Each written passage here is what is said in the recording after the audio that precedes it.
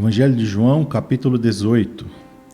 Tendo Jesus dito isto, saiu com seus discípulos para além do ribeiro de Cedron, onde havia um horto, no qual ele entrou com seus discípulos.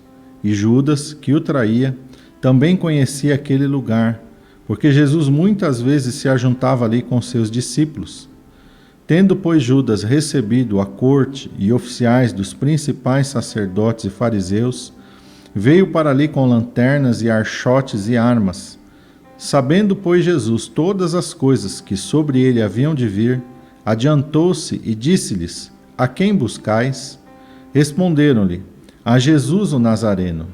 Disse-lhes Jesus: Sou eu. E Judas, que o traía, estava também com eles. Quando, pois, lhes disse: Sou eu, recuaram e caíram por terra. Tornou-lhes, pois, a perguntar: A quem buscais? E eles disseram: A Jesus o Nazareno. Jesus respondeu: Já vos disse que sou eu.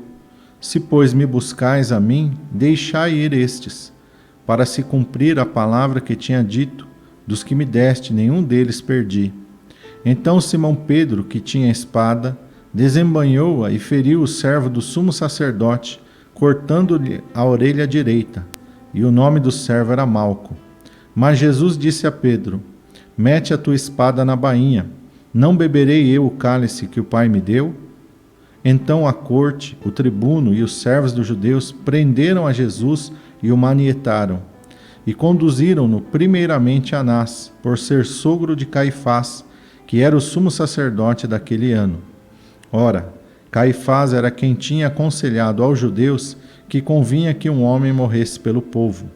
E Simão Pedro e outro discípulo seguiam a Jesus. E este discípulo era conhecido do sumo sacerdote, e entrou com Jesus na sala do sumo sacerdote. E Pedro estava da parte de fora, à porta.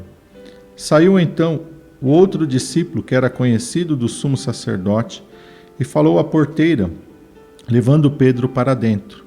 Então a porteira disse a Pedro: Não és tu também dos discípulos deste homem? Disse ele: Não sou. Ora, estavam ali os servos e os criados, que tinham feito brasas e se aquentavam, porque fazia frio. E com eles estava Pedro, aquentando-se também. E o sumo sacerdote interrogou Jesus acerca dos seus discípulos e da sua doutrina. Jesus lhe respondeu: Eu falei abertamente ao mundo. Eu sempre ensinei na sinagoga e no templo, onde todos os judeus se ajuntam, e nada disse em oculto. Para que me perguntais a mim? Pergunta aos que ouviram o que eu lhes ensinei, e sei que eles sabem o que lhes tenho dito. E tendo dito isso, um dos criados que ali estavam deu uma bofetada em Jesus, dizendo: Assim respondes ao sumo sacerdote? Respondeu-lhe Jesus: Se falei mal, dá testemunho do mal. E se bem, por que me feres? Anás mandou um manietado ao sumo sacerdote Caifás. E Simão Pedro estava ali e aquentava-se. Disseram-lhe, pois: Não és tu também um dos seus discípulos? E ele negou e disse: Não sou. E um dos servos do sumo sacerdote, parente daquele a quem Pedro cortara a orelha, disse: Não te vi eu no horto com ele? E Pedro negou outra vez, e logo o galo cantou. Depois levaram Jesus da casa de Caifás para a audiência, e era pela manhã cedo. E não entraram na audiência para não se contaminarem e poderem comer a Páscoa. Então Pilatos saiu e disse-lhes: Que acusação trazeis contra este homem? Responderam e disseram-lhe: Se esse não fosse malfeitor, não te entregaríamos. Disse-lhes, pois, Pilatos: Levai-o vós e julgai-o segundo a vossa lei. Disseram-lhe então os judeus: A nós não nos é lícito matar pessoa alguma, para que se cumprisse a palavra que Jesus tinha dito, significando de que morte havia de morrer. Tornou, pois, a entrar Pilatos na audiência, e chamou a Jesus e disse-lhe: Tu és o rei dos judeus? Respondeu-lhe Jesus: Tu dizes isso de ti mesmo, ou disseram-te outros de mim? Pilatos respondeu: Porventura sou eu judeu? A tua nação e os principais dos sacerdotes entregaram-te a mim. Que fizeste? Respondeu Jesus: O meu reino não é deste mundo. Se o meu reino fosse deste mundo, lutariam os meus servos para que eu não fosse entregue aos judeus. mas agora o meu reino não é daqui. Disse-lhe, pois, Pilatos: logo tu és rei. Respondeu Jesus: tu dizes que eu sou rei. Eu para isso nasci, e para isso vim ao mundo, a fim de dar testemunho da verdade. Todo aquele que é da verdade ouve a minha voz. Disse-lhe Pilatos: o que é a verdade? E dizendo isso, voltou até os judeus e disse-lhes: não acho nele crime algum. Mas vós tendes por costume que eu vos solte alguém por ocasião da Páscoa. Quereis, pois, que vos solte o rei dos judeus? Então todos voltaram a gritar, dizendo: este não, mas Barrabás. E Barrabás era um salteador. Então, aqui no capítulo 18, nós vemos Jesus sendo preso, né? Jesus, depois da última ceia, depois de orar pelos seus discípulos e de dar as suas últimas instruções, ele vai até o Getsêmani, que era um jardim, era um horto, era um local de oração que Jesus costumava ir ali.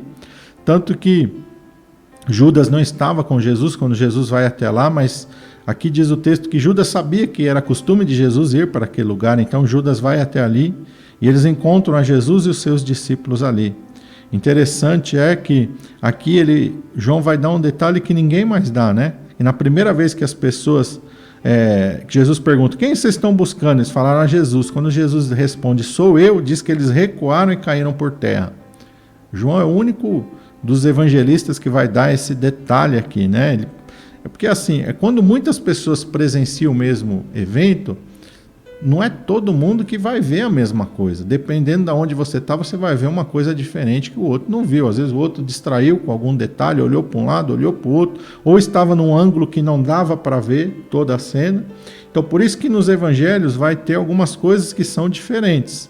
Por causa disso, é impossível que num local todas as pessoas vão relatar exatamente da mesma maneira tudo o que aconteceu. Aí é mentira. Combinaram uma história, combinaram uma versão. Porque cada pessoa vai analisar os acontecimentos do seu ponto de vista. E a sua memória vai gravar aquilo que para ele é mais importante. Então, por isso que cada um dá um detalhe diferente. Aí Jesus, então, fala: ó, sou eu. Aí eles vêm e prendem Jesus. Fala: ó, se vocês estão buscando a mim, deixa ir estes. Jesus, então, ali intercede pelos discípulos. E aí Pedro, então, que tinha uma espada na cintura, a palavra de Deus diz, saca da espada e vai ali, corta a orelha do servo do sumo sacerdote. E Jesus fala para ele: Pedro, mete a tua espada na bainha. Isso aqui está acontecendo porque é a vontade do Pai. Eu vou beber o cálice que o Pai me deu. Olha, não é assim que nós vamos resolver as coisas. Então Jesus se permite prender, então ele é levado, ele é interrogado pelos judeus. Os judeus ali vão levantar falsas testemunhas contra ele, vão levantar uma série de coisas, motivos para levá-lo até Pilatos. Então Jesus é levado até Pilatos, porque Jesus mesmo tinha predito que ele iria ser levantado no madeiro, e essa era o tipo de condenação que era típico dos romanos, não era típico dos judeus. E então Jesus é apresentado para Pilatos, e ali Pilatos começa a interrogar Jesus, né? Interessante que Pilatos é irônico com Jesus, né? Que é a verdade, quer dizer, né? Ele é irônico, então ele estava se achando dono da situação, né? Em determinados evangelhos, Pilatos vai perguntar para Jesus, Jesus vai ficar em silêncio, e Pilatos vai ficar bravo com Jesus, vai falar: não sabe que eu tenho poder de vida e morte? Por que você não me responde? Aí Jesus calmamente vai responder para ele: você não teria nenhum poder sobre mim se do céu não fosse te dado. Mas agora tem mais pecado aqueles que me entregaram para você. Então Jesus ali está tranquilo, ele sabe que aquele momento ali já tinha sido planejado pelo Pai, e ele está sabendo tudo o que vai acontecer. E isso é que surpreende tanto Pilatos como os principais dos fariseus. Jesus não está desesperado, Jesus não está agoniado, Jesus sabe que ele está indo para a morte, mas Jesus está tranquilo, porque ele sabe que assim convém que aconteça para que nós possamos ser salvos. O salário do pecado é a morte, Jesus tem que morrer, porque ele morrendo no nosso lugar, ele nos dá vida. Ele nos redime do pecado, nos redime da condenação, nós que cremos nele. Então fica firmado no Senhor Jesus, crê no Senhor Jesus Cristo. A obra de Deus é essa, que creiais naquele que ele enviou, creia em Jesus.